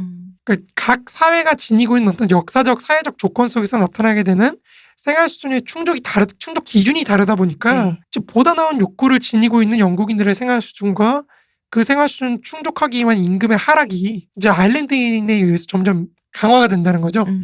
잠깐 요게 좀 제가 생활 수준 하락된다고. 그러니까 거기서 하락됐다고 했을 때, 하락됐다고 했을 예, 때. 그러니까 아일랜드인이 유입돼가지고 하락됐다고 그랬을 때 그런 하락이 이제 아일랜드인이 더 낮은 생활 수준에 있었기 때문이라는 거죠. 그죠. 예. 저는 계속 원래 생활 수준이 하락되고 있었다는 그건 것처럼 아니에요. 느껴져가지고. 예. 그러니까 그게 제일 오해예요. 그러니까 음. 우리가 이제 다음 시간에 드디어 수정주의 들어가는데 이제 수정주의 다루면서 사실 확실합니까? 그렇죠. 제일 먼저 다루게 될 내용이 사실 이런 거예요. 그러니까 뭐냐면 마르크스하고 엥겔스는 오늘 방송에서 제가 계속 강조할 텐데 자본주의가 발전할 때 생활 수준이 무조건 하락한다고 얘기하지 않아요. 근데 사실 수정주의자들은 그렇게 얘기하거든요. 마르크스주의가 그렇게 얘기했다고 얘기를 해요. 예. 그러니까 사실 반동 분자 많네. 카우치키는 조금 그런 게 있어. 카우치키는 그래야지 혁명이 터진다고 좀 얘기하는 게 있어. 그렇죠. 먹고 살기가 힘들어져야지 그렇죠. 죽창되고 나오는 거 아니냐. 그럼요. 저희가 조금 더 팟캐스트를 대마시안에서 오래 했다면 거기 계시는 분들도 임금 협상에 유리해지지 않았을까. 갑자기 영락하게 만들어가지고. 그래서 우리를 자른 거 아닐까. 그렇지. 그렇죠. 우리가 바로 이 노동자를 단합하게 만드는 핵심 요인이었죠. 제가 죽창반과 꽃병반을 모으고 있어갖고. 네. 그러니까 이 노동력의 어떤 가치에 들어가는 역사적 또는 사회적 요소는 확대되거나 축소될 수도 있고 나아가서 육체적 한계 외에는 아무것도 없을 정도로 그렇게 낮아질 수도 있는 거죠. 그렇죠. 이처럼 노동력의 가치는 그러니까 노동력의 가치, 다시 말해서 생산비 자체는 불변이 아니라는 거예요. 그러니까 계속해서 변하는 거예요. 그런데 이제 이윤에 대해서 얘기를 하자면 자본의 입장이죠. 노동하고 네. 반대되는. 네. 이윤의 입장에서 말해 그거의 최저한도를 규정하는 어떤 법칙도 존재하지 않습니다.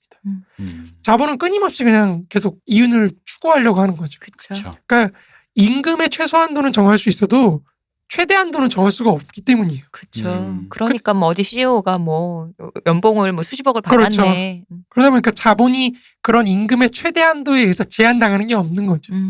그렇죠. 뭐 이건 CEO가 아니라 이제 그 수익으로 치면 쓸모없는 욕망들을 개발해서라도 최대 수익을 뽑아내는 아이패드는 굳이 필요 없는데 아이폰도 있고 아이패드도 있고 맥북도 있고 펜슬 있는 걸로 바꿔볼까? 이러면서. 그러면서 뭐 그럴 수는 없으니까. 그래서 이제 결국 이윤의 최대한은 임금의 최저한하고 합치가 되는 거죠. 그러니까 아까 말했던 육체적 한계 네. 혹은 역사적 사회적으로 정해진 최저한도 거기랑 이제 합치할 때 그게 임금의 최대한도가 되는 거겠죠. 그러니까 결국은 17세 여공이 15시간 일해서 받는다라는 게 어쨌든 그 당시에는 이 말을 한 말로 줄이면 그래도 된다라는 말로 그렇죠. 줄일 그래도 수 된다죠. 있거든요. 맞아요. 네, 한마디로 줄이면 자본 입장에서는 그래도 된다라고 느껴지는 어떤 그 임계치 맞습니다. 바로 그게 이 얘기네요. 거기까지 착취를 하는 거죠. 네. 그렇죠. 근데 그것도 사실 약간 여담으로 가자면은 결국에는 그 여공이나 이런 사람들이 가족의 가외 수입으로 들어갔기 때문에 그렇게 받을 수가 있는 거죠. 네. 그러니까 그렇죠. 생활 자체는 이제 맞아요. 농촌이나 이런 아니면 혹은 집안에서 가장이 하고 이제 여자애들이 그러니까 올고든 한 명의 이 사람이 그렇죠. 가정을 책임지는 것을 보지 않으니까요. 그렇죠. 근데 그런 시선은 사실 아직까지 내려오고 있죠. 그렇죠. 우리가 이제 뒤에서 얘기할 겁니다. 네. 네. 그러니까 이제 그렇게 임금이 정해졌을 때는 이제 노동자의 어떤 또 체력 우리가 앞서 말했던 그렇죠. 체력에 허용하는 한도까지 어떤 노동일이 연장된다는 거. 그러니까 임금이 정해져 있으면은 그 다음에는 이제 노동일을 어디까지 높일 것인가. 우리 옛날에 생각해 보면 진짜 뭐 한 달에 2번 쉬었다 뭐 맞아요. 이런 거 있잖아요. 그러다가 일요일은 다 쉬었다가 그렇죠. 이제 주울 됐다가 뭐 이런 식이 되는 거잖아요. 그죠. 흔히 말하는 어른들 왜 둘째, 셋째 일요일, 뭐 둘째, 넷째 뭐 일요일 맞아, 그런 맞아. 식으로, 그런 말 네. 말씀 많이 하셨잖아요. 네네. 예. 그러니까 당연하게도 이 두 축, 다시 말해서 육체적 한계에서 나오는 그 노동 시간과 혹은 아니면 임금의 최저한도 이런 두 축으로 인해서 최대한의 이유는 이제 사실 굉장히 많은 편차를 보여주겠죠. 그렇죠. 그 속에서 네. 이제 어디가 최저한도이며 어디가 최대한도인가. 뭐 이건 이제 사실 결국에는 자본과 노동 간의 투쟁 속에서 결정이 되는 거죠. 그렇죠. 우리가 이제 앞에서 시간의 정책을 논했는데 사실 이러한 어떤 일반적인 정치적 행동의 필요성 자체가 이제 순수한 경제적 행동에서는 자본 측이 더 강하다는 걸 보여준다는 거죠. 그러니까 방금 전에 말씀드렸다시피 자본에서 이윤에는 한계가 없거든요. 그렇죠. 이윤 추구에는 한계가 없다는 거죠. 그러니까 노동자들이 저항을 안 하면 사실은 그죠. 못 이거는 털어. 그렇죠. 끝이 없는 거예요. 그냥. 네. 그러니까 노동일의 제한이란 어떤 입법을 통한 간섭, 국가의 입법을 통한 간섭이 없이는 결코 자본이 알아서 노동일을 축소하지도 않을 거고, 그러니까 이 입법적 간섭 자체도 사실 노동자들이 이 최저 한도를 지키려고 하는 그런 어떤 압력이 없으면 나타나지 않는다는 거죠. 기본적으로. 이런 거를 자본이 알아서 축소하는 건 단 한 경우밖에 없죠. 점점 영락해가. 아 그렇죠. 기업이 저기 우리가 이번에 무급으로 쉬세요. 무급으로 좀 그냥 일주일에 이틀만 일하자 이러다가 결국 문 닫을 때까지 그렇죠, 어쨌든 그렇죠. 이렇게. 네. 근데 여기서 이제 자본이 이러한 압력으로부터 벗어나기 위해서, 그러니까 입법적 압력이나 뭐 노동자들로부터 직접적인 압력 이런 네. 것들이 나올 때 그런 압력으로부터 벗어나기 위해서 이제 노동 생산력을 증진시키는 그런 여러 방책들을 해서 노동에 대한 수요 자체를 줄이는 거죠, 점점. 그리고 농업 인구가 다시 또 상대적으로 과잉 상태에 놓이게 만드는 거죠. 그러니까 실업자를 계속 만드는 거예요. 그런 효과를 가지고 예컨대 이제 기계 같은 거는 계속 노동하고 경쟁하는 거죠. 우리 네. 시대에도 계속 그쵸? 지금 사실 4차 산업혁명이니 뭐 이런 게 나오는 얘기가 이런 맥락인 거죠. 네. 이제 노동의 가격이 일정한 수준에 도달했을 때만 이제 사실 기계가 도입이 되는 거예요. 이걸 대체하기 위해서. 사실 산업혁명도 비슷합니다. 그러니까 우리가 옛날에 사실 그 세계경제사 얘기하면서 한번 책 그때 제가 인터넷으로 말씀드렸던 책 제목이 그 저자가 기억이 안 나가지고 경제사가. 아, 네. 네네. 어떤 분이 말씀해 주셨던 네네. 거 어떤 분이 아니세요? 여쭤보셨는데 그 맞다고 해서 그러니까 그 책 논리 사실 이런 논리예요. 그러니까 노동력 값이 비싸지다 보니까 영국에서 그거를 대체하기 위해서 기계가 도입되면서 이제 그쪽으로 간 거고 반면에 이제 아시아는 노동력이 너무 많다 보니까 싸고 많고. 그렇죠. 노동을 이제 많이 투하를 해서 일으키는. 그래서 이거를 근매혁명과 산업혁명 두 축으로 설명을 하는 거거든요. 네. 그러니까 이제 조금 더 경제사에서는 이제 그 두 축이 이제 지금 현재의 아시아와 유럽의 경제 특질을 보여준다고 얘기를 해요. 동아시아에서는 인구를 그냥 때려박는 거고, 유럽이나 미국에서는 이제 기술력이나 이런 걸로 해가는. 그 책 제목이 저자가 누구죠? 그 로버트 앨런이라고요. 네. 이제 교유서건가 거기서 나왔을 거예요 아마. 네, 교유서가에서 나왔네요. 교유서가에서 나온 이제 세계 경제사라는 책이 있어요.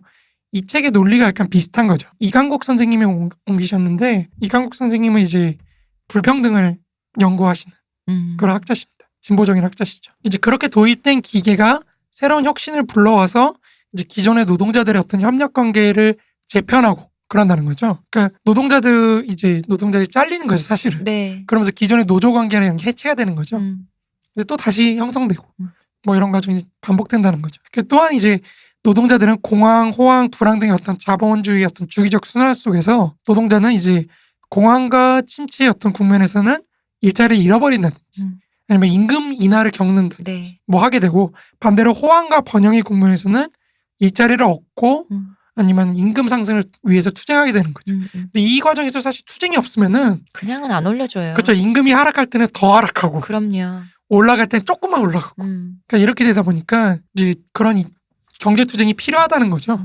우리 참 80년대에 현대나 이런 데서 되게 많이 노조운동 많이 네, 맞습니다. 하셨었잖아요. 그런 거죠. 뭐 스트라이크 참 많이 했었잖아요. 맞습니다. 저 아직도 기억나요. 그 골리앗 크레인이라는 게. 아 맞아요. 네. 참. 전 그때 그 조선소에 다니셨던 분한테 들은 얘기가 있었거든요. 그때 한창 파업할 때 했었는데 이제 경찰이 오면은 도망가잖아요. 근데 그 울산이 다 어차피 몰라도 다 사원들이 사는 데다 보니까 그냥 아파트로 들어가서 문을 두들기면 모르는 사람이라도 그냥 숨겨주는 거예요. 그럼 경찰이 그걸 못 잡는 거지. 그런 식으로. 근데 되게 재미난 옛날 그런 일이었다는 식으로 말씀을 해주셨었거든요. 어떤 분이. 아니 그래요? 음. 어차피 우리 울산은 다 노동자니까 다 잡으면 되죠. 무서운 분이시죠. 무서운 분이시죠. 다 남산행이지 뭐. 잡을 거 뭐 있어? 잘 죽이지 그럴 거면은. 남산에 땅굴을 그냥 파가지고. 이제 어느 쪽이든 그러니까 이 공항과 뭐 호황과 이런 게 왔다 갔다 하는 그런 주기적 순환에서 어떤 쪽이든 이제 자본이 사실 노동에 비해서 유리하거든요. 그렇죠. 네. 그러니까 유리한 위치로 점하고 있기 때문에 노동자 계급은 이제 자신의 처지를 일시적인 어떤 개선, 조금이라도 좀 개선시키기 위한 그쵸. 그런 투쟁들, 그런 투쟁을 그런 기회들을 이용하려는 투쟁을 중지해서는 안 된다는 거죠. 네. 근데 여기서도 이분 어릴 때 이런 분을 들으면은 이게 사실 그런 거예요. 자본이 기능상 그러니까 존재 자체의 성격상 유리한 국면이 있다라는 건데 이게 이제 젊을 때 피가 끓을 때 들으면은 자본이 노동자를 보다 좀 더 꿀빤다라고 들려요. 아, 그렇지 않죠. 이게 사실은 기능적인 어떤 그렇죠. 존재가 갖고 있는 그 속성이 그런 측면이 있는 거잖아요. 그러니까 무슨 얘기냐면 마치 자본가만 되면 꿀빠니까. 그러니까 마치 뭐 노동자 이런 얘기 있잖아요. 사업자 등록증을 냈더니 세금 계산 써보고 얼마나 힘든지 알았는데 이미 꿀 빨고 있는데 무슨 소리? 아니 그게 아니라 이건 이거대로 되게 피곤하고 뭐 이런 얘기들이 그렇죠. 오고 갈 수 있는 건데. 네, 우리 많이 그런 얘기 하잖아요. 나도 사장 되면 저럴까? 이런 얘기 되게 많이 하잖아요. 그러니까 명언이 있잖아요. 뭐 위치가 서 있는 위치가 그쵸. 달라지면 뭐 시각이 그쵸. 달라지죠. 네. 그러니까 한 자리가 개인 사람을 혹은 만든다고? 사람이나 개인이 누릴 수 있는 어떤 이득 이런 문제가 아니라 자본이 갖게 되는 어떤 속성의 측면을 말씀하시는 거잖아요. 이거 맞습니다. 사실 좀 구분을 좀 돼야 되는데 이걸 잘못 들으면 선과 악의 맞아요. 여기서 맞아요. 네, 맞아요. 여기서부터 들려요. 사실은 오해하게 되고. 우리 청취자분들은 그러지 않으시겠죠. 네. 네. 지금도 이미 너지 알고 있어. 지금 이미 피가 끓으신 4885야 지금. 피가 끓으시는 분이 있을까 봐 내가 아. 이걸 또 들으시다가 이런 자본이 막 이러실까 봐 한 조금 시키십시오. 네. 그러셔도 아닙니다. 됩니다. 그러세요. 네. 속성이 그러하다. 죽창반 왼쪽으로 모시고요. 네. 이제 언제나 그치줄 모르는 그런 자본의 공격들, 네. 뭐 이제 시장 조건의 변화, 앞서 음. 말씀드렸던 그런 걸로 말미암아서 끊임없이 변하게 되는 어떤 이 불가피한 유격전이죠. 그쵸. 그 이 유격전은 이제 노동자가 자신의 처지를 지속하기 위해서라도 하지 않을 수 없는 거예요. 그렇죠. 그러니까 네. 요만큼이라도 내가 그렇죠. 있으려면은 근데 이 얘기를 20대 분들한테 하면 사실 잘 못 받아들이시고 직장 생활 하시는 분들한테 이 얘기를 하면 되게 공감을 많이 하세요. 그럼요. 그렇지. 그럼요. 아 근데 또 이 얘기를 그러니까 아까 제가 선악 그 얘기를 굳이 말씀드린 이유가 또 사장님들은 또한 사장님들 들으면 또 야 그게 있잖아. 내가 무슨 호요식 한다고 그러냐라고 또 들으실 수 있어서 아니, 그런 건 그래요. 아니- 나보다 호의호식 하시잖아요. 맞아요. 지원해 주십시오. 하루에 16시간씩 기름 통닭을 튀기다 보니 우리 연돈 돈가스 사장님 하시는 거 보니까 남는 장사가 아니더라고 저게. 그렇죠. 사장님이라고 그게 그래서 그거를 좀 분리해서 생각을 하시는 게 네네. 저는 좋다고 보는 거죠. 이제 주기적으로 끊임없이 나타나는 이 순환 과정 속에서 노동자는 사실 끊임없이 서로 단결하고 뭉칠 수밖에 없는 거죠. 그럼요.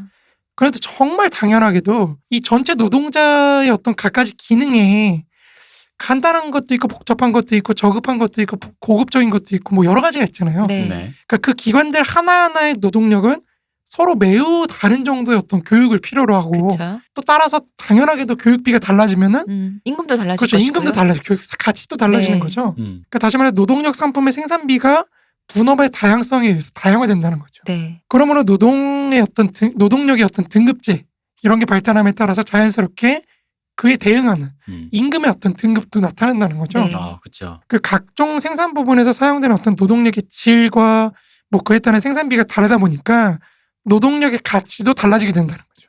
그래서 마르크스는 사실 균등한 임금을 요구한다는 게 실현될 수 없는 어떤 허망한 소원 혹은 어떤 경박한 급진주의의 산물 뭐 이런 걸로 비난을 합니다. 아, 요 얘기는 여기까지 공부하신 분이 잘 없었겠어서 그런 건지 마르크스가 이런 말 했다 그러면 이게 옛날 분위기 제가 어렸을 때 분위기였다면 이런 반동적인 말을 마르크스가 했을 리 없어. 그렇죠. 제가 한 가지 더 말씀드리면 마르크스는 최저임금도 거부합니다. 그것도 말도 안 되는 소리라고 해요. 그거는 노동자들한테 얼마 던져주고 그 유인하려는 자본 부르주아들의 술책이다. 뭐 이러면서 막 본인들을 개발하지 못하도록. 근데 이게 왜 그러냐면 사실은 이거가 사실 가장 많이 적용되는 게 스웨덴. 그러니까 북유럽 사회주의. 네. 북유럽 사회민주주의가 임금을 균질화시키거든요. 임금을 비슷해 맞아요. 네네. 네. 임금을 균등하게 해버려요. 근데 이것도 결국 해체가 돼요. 그 문제가 뭐냐면 마르크스가 지적한 거하고 비슷해요. 무슨 말이냐면 중간치로 쳐버리니까 네. 저임금에 해당되었던 사람들은 임금을 고임금을 받는 게 돼요. 자기가 그렇죠. 하는 일에 비해서. 반대로 고임금을 받아야 되는 노동자들은 자기 임금을 삭감되는 그렇죠. 그런 효과를 누리게 된다는 거죠. 이러다 보니까 사실 노동 내부에서 또 갈등이 일어나고 이래가지고 스웨덴 사회민주주의가 해체되는 데는 이제 그런 작용도 있습니다. 전에 그런 다큐 비슷한 그런 거에서 우리 이제 덴마크 그런 것과 비슷하게 그 얘기 나왔는데 청소 일을 하시는 분과 의사가 월급이 크게 차이가 안 나는 거예요. 네. 근데 이제 의사분한테 괜찮냐니까 난 내가 하고 싶은 일 해서 괜찮다고 했는데 근데 저는 그걸 보면서 되게 좀 이상적이라고 생각했어요. 그 자체가 저 진심이야? 약간 이런 생각이 드는 거예요. 이런 생각들을 품겠죠, 당연히. 사실 마르크스는 그런 임금의 차이가 있어야 노동시장이 움직일 수 있다고 봐요. 계속 이동하는 거거든요. 그쵸. 자본의 이동에 따라서. 자본이 이윤율에 따라서 이동하듯이 노동자들은 임금에 따라서 이동하는. 예전에 김진숙 씨가 그 버스 안내양 하다가 돈 안 되겠어 하고는 그런 용접일 배우시는 것처럼. 그렇죠. 그쵸. 그런 네. 식으로. 예. 그러니까 그렇게 이동이 그나마 내 대해서 그나마 비교적 짧은 시간에 가능한 교육 비용과 교육의 시간이 가능한 모르는데 사실은 청소부와 변호사의 차이는 너무 어마무시하다. 크죠. 그렇죠. 그럼요. 사실은 또 가능한지도 모르겠고 뭐 할 수 있어라는 말은 누구에게나 적용된다고는 할 수 없으니까 그러다 보니까 사실 이 부분을 그러니까 어떻게 이해를 하고 어떻게 적용해야 될지 모르겠는데 마르크스가 이런 말을 했다니 갑자기 정신이 번쩍 나는 거죠. 근데 사실 조금 여담을 조금 더 말씀드리자면 네. 마르크스가 볼 때는 이 노동자들의 이동이 많은 게 사실은 자본의 이해관계가 우리가 구조조정이라고 그러잖아요. 네. 그러니까 그렇게 자르는 것도 있지만 동시에 그렇게 노동이 여러 종류의 노동을 경험함으로써 좀 더 종합적인 인간이 되는 거예요. 그러니까 노동 능력을 다양하게 개발시키는 거거든요. 네네. 그러니까 그런 의미에서 북유럽식 삼인주의에서 말하는 그들이 말하는 고용유연화라는 게 그렇죠. 그런 맞아요. 맥락이잖아요. 맞아요. 예. 근데 그것은 우리 그때도 얘기했지만 그 생활이 안정된 것이 받침이 되니까 가능한 그렇죠. 거였잖아요. 보장에 그렇게 넘어가면 네. 된다는 거죠. 근데 마르크스는 이제 어쨌든 그런 걸 통해서 노동자들이 소위 말해서 하나의 분업에만 고정된 인간이 아니라 다양한 노동을 경험함으로써 이제 경영 능력을 키워나가고 스스로 개발하는 그런 걸 하나의 중시한다는 거죠. 노동에만 이렇게 그 고정돼 있는 거는 아주 옛날의 모습과 똑같잖아요. 그러면은 뭐 봉건제 사회랑 비슷한 모습이잖아요. 뭐 사실 지금도 사실 한 일에만 그렇죠. 집중하는 사람들이 많아요. 지금 우리 사회도 그렇잖아요. 그렇죠. 그래서 마르크스가 교육비라든지 이런 거 굉장히 줄여야 된다고 강조를 하는 게 그래서 그래요. 근데 요건 하여간 나중에 수 틀릴 때 놀려먹기 참 좋은 말인 것 같아요. 야, 마르크스주의자들 놀릴 때. 야, 균등한 임금을 요구한다는 게 얼마나 실현될 수 없는 허망한 소원이고 경박한 급진주의 산물이라고 이거 누가 말했게. 누굴 것 같아? 그렇죠. 누가 빌 게이츠가 있을 워렌 버핏이 있을 것 같아? 그러니까 읽다 보면 이건희가 있을 것 같아? 트럼프가 한 거 아니냐. 그래서 읽다 보면 약간 당황할 때가 좀 있긴 해요. 마르크스 사실 그래서 복지국가 되게 싫어하잖아요. 복지국가도 엄청 비판하거든요. 근데 약간 사실 그 맥락이 조금 다르긴 한데 그렇겠죠. 그러니까 마르크스는 국가에 그렇게 의존하는 게 좋지 않다는 네, 맥락에서 네. 얘기를 하는 건데 그렇죠. 저번 시간에도 말씀하신 이분들 국가하면 약간 경기. 네, 경기를 일으키는 분들이기 네. 때문에 그 사실 왜냐면은 아마 다음 시간에 수성주의 얘기하면서 할 텐데 그 국가에 대한 의존을 얘기했던 사람이 라살레라고 마르크스하고 경쟁자였어요. 그래가지고 더 비판을 하는 거죠. 저놈의 죄송합니다. 이 새끼 저놈의 새끼 저 새끼 저 비스마르크한테 붙어먹는 놈 이렇게 되는 거거든요. 4대강은 뉴딜 정치인가 아닌가. 그래서 비스마르크가 최초로 사실 그 복지 제도를 도입한 독일에서 그런 보수적인 정치인이지만 우리가 그 얘기를 또 할 겁니다. 네, 그럼요. 잠시 총 정리를 한번 딱 하고 깔고 들어갈 거기 때문에. 네네. 재밌습니다. 마르크스 이게 정말로 저는 정말 마르크스 여기까지 공부한 사람이 잘 없었구나를 새삼스럽게 늘 느끼지만 새삼스럽게 또 느낍니다. 이 말은 사실 저한테는 이제 어떤 노동자 계급은 사실은 그 내부의 어떤 다종다기한 수많은 그런 분업 관계로 인해서 서로 이해관계가 상충한다는 거죠. 네. 종류도 많고 갈래도 네네. 많고. 네네. 그래서 하나의 동질한 계급으로 묶일 수 없다는 그쵸. 그런 말로 좀 들려요, 사실은. 네, 그러니까요. 더 나아가서 이러한 차이 속에서 자신의 지위를 유지하기 위해 자기 자신만의 그러니까 자기 자신만을 위한 그런 어떤 노동자 일반의 어떤 예속된 상태를 도외시하면서 그 일상적 투쟁의 어떤 유한한 성과만 과장해가지고 나는 이 정도면 돼. 그러니까 이런 거를 하는 그런 파편화된 어떤 투쟁을 한다는 거죠. 하는 사람들이 나타날 수밖에 없다는 거죠, 사실은. 집 앞그릇만 챙기려고. 맞습니다. 그러니까 결국에 노동자 계급을 파편화시켜서 전체 투쟁을 망치는 그쵸. 그런 움직임들이 나타날 수밖에 없다는 거죠. 그러니까 노동자 계급의 어떤 투쟁의 성공의 한 요소, 다시 말해 머릿수는 머릿수로 밀어붙이는 거니까요. 그러니까 대중이 조직에 의해서 통일되고 지식에 의해서 지도될 때만 이제 문제를 해결할 수가 있는 건데 각국의 노동자들 사이에 이제 마땅히 존재해야 될 어떤 동맹,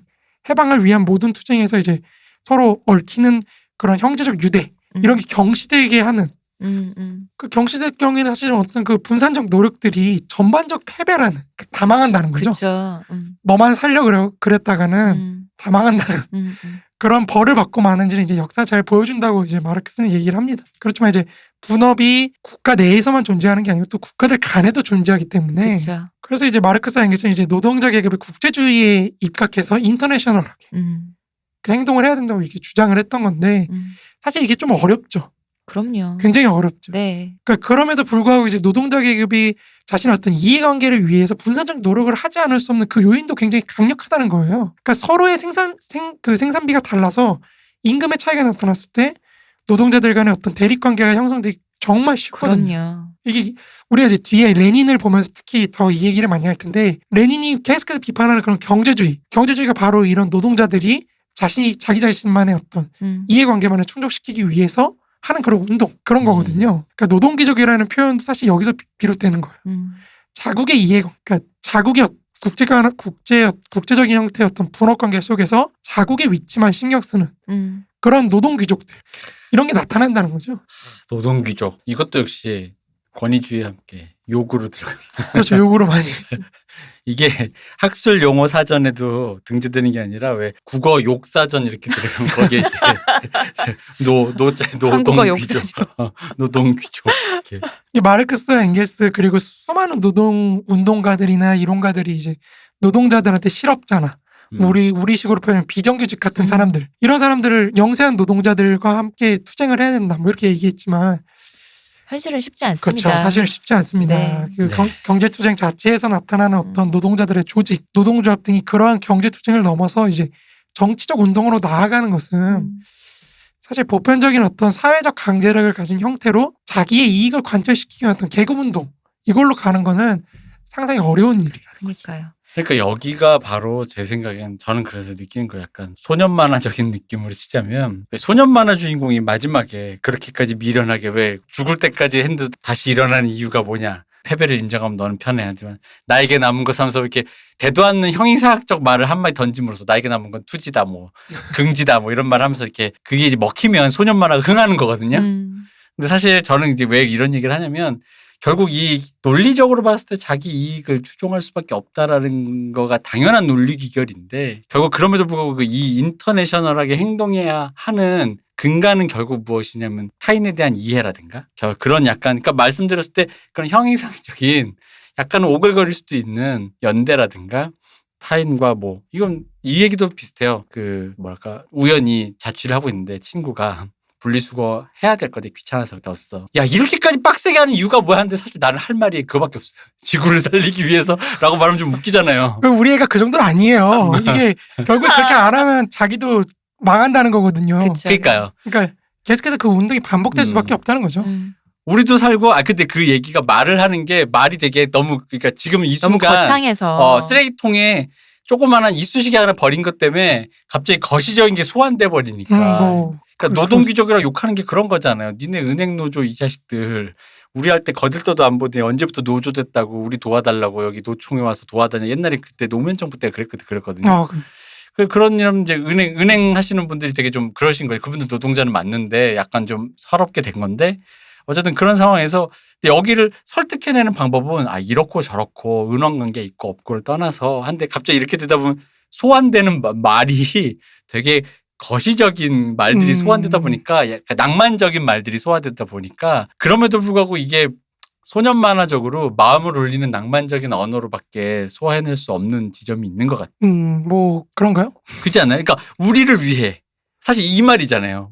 결국은 이게 나에게도 돌아오고 우리에게도 돌아오고 결국 우리 모두의 일이고 우리 후손의 일이고 이 세상의 일이다라고 설득을 했는데 이 말이 되게 이렇게 말하면 지금 제가 말을 한 요만큼만 해도 이게 되게 여기 그냥 제가 지금 자의적으로 말했으니까 여기서는 괜찮지만 이거를 방금 그렇게 첨예하게 싸우고 있는 데서 임금을 뭐 5% 삭감 뭐 어쩌죠 이러고 있는 데서 왜 그렇게까지 5%를 올리려고 그러는 거야 하는데 갑자기 우리 세대와 뭐 이렇게 얘기하면 되게 웃기잖아요. 그런데 마르크스 자체는 사실 임금 올리는 걸 부정하진 않아요. 네. 그러니까 그런 앞에도 말씀드렸지만 그런 투쟁이 없으면은 사실은 이게 더 이상 유지가 못 되는 측면이 있기 때문에 그러니까요. 그런 게 있긴 하지만 뭐 그러니까 이게 개개인을 네. 설득하기 위해서 결국 어느 지점에선 이런 약간 큰 거시적이고 약간은 낭만적일 수도 있는 그렇죠. 언어들을 소환할 수밖에 없는데 그러니까 바로 그 지점이 바로 이 노동자 개개인이 파편화되는 부분에서 어떤 지점에선 어떤 분들은 실패하고 혹은 어떤 분들은 성공하게 되는 지점인 것 같다는 생각이 들어서요. 그렇죠. 네. 그래서 사실 정당이라는 게 필요한 거거든요. 네. 노동자 계급이 할 때 왜냐면 정당이라는 거는 결국에는 사회 전체의 어떤 통일성 이런 걸 부여하는 역할을 하는 거기 때문에 그래서 사실 정치적 운동을 계속해서 강조하는 입장이라는 거죠. 그래서 일단은 오늘 1부에서는 선생님 5개라면서요. 5개인데 지금 하나 1개 했어요. 아, 우리 말이 많아서 그래. 나 아니 이럴 줄 알았어. 3부까지 가야 돼. 팟캐스트 원래 말하는 거예요. 이럴 줄 알았어. 5개라 그러게 나는 이미 이거 불길한데. 아, 근데 저는 사실 봤을 때 네. 3개 하면 딱 좋네. 자, 이 생각하고 있었거든요. 5개 불길한데 약간 이렇게. 5개는 숫자가 불길한 거고요. 아닙니다. 그럴 리가요. 아니 그냥 숫자는 그대로 부로 재편되는 것 같다는 생각이 들면서. 그래도 우리가 오늘 하나 배웠잖아요. 그럼요. 네. 그러니까 역시, 장반, 네. 꽃병반 따로 모이세요. 네, 여러분. 네, 그렇습니다. 참 어렵네요. 그렇죠. 어렵죠. 그러니까. 사실 저도 이 지점에서 약간 막히는 거예요. 그러니까 실천으로 그렇죠. 현실에 실천하고 적용하기가 참 너무 그렇죠. 어려워요. 분석 자체는 납득이 돼요. 네, 맞아요. 그럼요. 네. 그렇게 굴러가지. 그렇지 하는데 그래서 이거를 깰 때 그쵸. 이거를 깬다 그랬을 때 어떻게 뚫고 들어가지? 그러니까 그래서 우리가 저희 사석에서 그 얘기했잖아요. 그러니까 아우라와 카리스마로밖에 설명이 안 되는 네. 그렇죠. 그런 게 있죠. 정치인, 그렇죠. 리더. 정치. 영웅적 정치인이라는 면모가 분명히 존재하잖아요. 맞습니다. 같은 말을 해도 저 사람이 들었을 때 흡입력이 느껴지게 하는 맞아요. 가슴을 뛰게 하는 사람이 있다고. 사실 그러니까 비논리적이고 뭔가 정형화되지 않은 그 어떤 기능으로 인해서 이 모든 것이 균열이 나는 건데 그게 참 그래요. 제가 그런 게 없어서 이런 걸 하고 있습니다. 아직 발견 못하신 걸 수도 있습니다. 저는 정치는 안 되는 것 같아요. 제가 해봤는데. 이게 왜냐면 연기력이 필요한 게 맞아요. 예전에 그 기무라 타쿠야가 나온 정치 드라마가 있었어요. 근데 일본은 정치가 세습제잖아요. 네. 그러니까 우리로 치면 되게 반동적이죠. 뭐야 거기도 똑같아요. 세습을 돼서 나가요. 나간데 이제 자기가 정치에 대한 그걸 이제 파악을 하면서 좀 더 이제 어쨌든 이 사람은 주인공이니까 좋은 의도로 하는데 마지막에 이제 중간쯤에 연설한 장면인데 거기가 대본도 잘 썼고 연기를 잘해가지고 되게 가슴이 뛰어요. 그 연설하는 장면에서 그래서 이게 막상 들으면 되게 아까 말씀드린 그 거시적이고 살짝 낭만적인 언어의 조합임에도 불구하고 이 가슴이 뛰는 이유가 뭐지? 그건 결국 뭐냐면 기무라타쿠가 연기를 잘해서요. 그 입에서 가나다라 아바사만 해도 얼굴을 지금 쳐다보고 있을 판인데. 여기 얼굴 문제인가요? 얼굴도 있죠. 그것도 기분 있죠, 나쁘네요. 당연히. 솔직히 레니 방송 간지나잖아요. 못하겠어요. 왜 못해요? 왜 폴킴이잖아요. 폴킴. 폴킴 이번에 상 탔단 왜요? 말이에요. 상 탔어요? 좋네요. 폴킴 상 탔어요. 자, 전에 얘기했죠. 저희끼리 사석에 얘기했잖아요. 문쌤님은 갯모애가 있다니까요. 맞아요. 본인의 매력을 왜 모르세요? 근데 갯모애로 정치를 하긴 가능해요. 그런가요? 그럼요. 일단 어쨌든 그런 게 있습니다. 그때 듣고 이건 확실히 그 배우론에서 배웠던 거랑 비슷한 어떤 맞아요. 근데 제가 사실 네. 사석에서 말씀드렸지만 네. 그 부분에서 막히는 네. 거거든요. 그렇죠. 설명이 안 되니까요. 설명이 안 돼요. 왜? 네. 설명할 수 없는 그 어떤 플러스 알파로 이 대중을 인간이 움직이는 가지고 있는 그 맞습니다. 매력. 네. 그러니까 이 레닌이라는 정치가를 설명할 때 제가 그게 되게 어려워요. 우리 의 배우들도 예쁘면은 다 성공하고 잘생기면 성공할 것 같지만 의외로 예쁜데 맞습니다. 매력 없는 사람들 맞아요, 많잖아요. 네. 2번 안 보게 되는 사람들 있잖아요. 그런 거죠. 그러니까 저도 사실 레닌 보면 이 대머리가 도대체 아니야. 근데 간지나게 생겼어. 간지나는 대머리남이에요, 진짜. 대머리를 이긴다니까. 서양인이라 그런 거 아니야? 그치. 뭐가 어쨌든 서양인이가 동양인이가 어쨌든 너무 오리엔탈리즘 아닙니까? 이게 근데 동양인 중에 이길 사람을 내가 못 봤어. 동양인 중에서 대머리 중에서 이길 사람 보셨어요? 못 봤다니까. 못 봤다니까. 그러니까 그러니까요. 이게 오리엔탈리즘이라니까. 사실인 거 어떻게 해요? 아 이기는 사람 딱 한 번 사실 봤어. 적시도 못해. 한 명 봤다. 누구? 대머리는 아닌데 강제 그 변발 중국 드라마에서 아 잘생겼지. 그 연희공약이라는 작년 최고의 중화권 최고 화제된 연희공약 드라마 그 남자 주인공이 있어요. 진짜 잘생겼어. 그랬더니 제가 옛날에 했잖아요. 제 꽃피는 봄이인가요? 하여튼 중국 드라마 있거든요. 그 청대를 그린 건데 사실 저는 변발을 싫어해요. 그래갖고 그런 중국 좋아하는 사극 좋아해도 그 좋아하는 사람도 좋아하더라고요. 아, 진짜 잘안 좋아하는 사람이 보는- 있어? 아, 그래요? 있어요. 사람의 취향을 무시하지 마세요. 근데 저는 그때 드라마 잘 안 봐요. 근데 우연히 봤는데 변발 이렇게 멀쩡한 사람 이상하게 만들어 놓는 느낌이잖아요. 근데 뭐야 빠져들어 약간 이런 느낌. 자꾸만 보게 돼 이런 느낌 있잖아요. 더러운 세상입니다. 아, 외모. 진짜 이기더라고요. 아이, 그게 그러니까. 그렇게 깎아놓고 해도 다 필요 없더라. 뚫는 게 있더라고. 그 옛날에 원빈 이렇게 그 그쵸. 쓰레기 봉투 입혀놓은 사진 거기도 잘생겼더라고요. 맞아요. 그럼요. 바로 지갑 꺼내요. 집으로 데려와야지. 누구를 탓해야 되는 것인가 도대체 부모님의 탓인가. 이것은 우리 모두의 사회가 해결해야 돼. 인터내셔널 이러라고. 그러니까 여기서 낭만적인 그 거시의 언어가 우리가 그러기 때문에 잘생긴 사람도 못생긴 사람도 너무 자기 이름만 추구하지 말고 그쵸. 함께 음. 못생긴 사람도 좀 도와주고 저희를 저렇게 외면하시면 안 됩니다. 폴킴 닮은 문쌤 네. 외면하시면 안 돼요. 아, 이게 참 늙고 병 들었다고 놀리시는 그러면 안 됩니다. 저 잊으시면 안 돼요. 자 어쨌든 아무튼 뭐 오늘은 그렇습니다. 네. 하나였습니다. 네. 여러분 노동자는 단결해야 됩니다. 노동귀족은 필연적으로 생겨날 수밖에 없다. 논리적인 귀결이다. 그러니까 이게 머리 마지막에 이상하게 끝내면 마지막에 어떡해요? 마지막 이상한데. 아니 그러니까 이게 흐름대로 가면 그 인간의 이기심과 자연스러운 귀결인데 그걸 우리가 어떻게 깰 것인가가 문제를 제기하고 이제 그거에 대한 이제 우리가 그걸 문제를 이제 고민하는 거잖아요. 그러니까 이제 노동귀족은 그러니까 하지 말고 이상해. 너 두고 봐. 결과를 이상하게 내시면 내가 지금 어떡해요? 누구 얘기하는지 넌 알 거야. 귀족 너. 어려운 문제입니다, 진짜. 어렵습니다. 이 네. 주변에 직접 듣기도 하고요. 그 이런 얘기들은. 그러니까 오늘날의 시대에 사실 제일 문제가 되는 게 뭐냐면 화이트 칼라와 블루 칼라의 분리라는 거죠. 그죠? 그러니까 옛날 같은 때는 사실 블루 칼라를 주로 노동자로 포섭 대상으로 생각했다면 오늘날에 사실 화이트 칼라 계층들. 그러니까 이 사람들이 우리 표현으로 하자면 사실 정신 노동을 주로 하는 사람들이거든요. 네. 그러니까 이 정신 노동을 하는 사람들이 사회적으로 상당히 많아졌을 때 이걸 어떻게 할 것인가. 이것도 사실 마르크스주의 내부에서 사실 굉장히 첨예한 그런 문제 중에 하나인 거죠. 그래도 우리 사회는 사실 화이트 칼라들을 노동자라고 교육시키질 않잖아요. 그렇죠, 맞습니다. 이것도 참 큰 문제라고 생각해요. 그것도 굉장히 큰 문제죠. 네. 그러니까 그렇다고 해서 화이트 칼라 계층을 배제할 수는 없거든요. 왜냐하면 이 사람들이 없으면은 사회를 관리할 수 있는 능력 자체가 줄어들어요.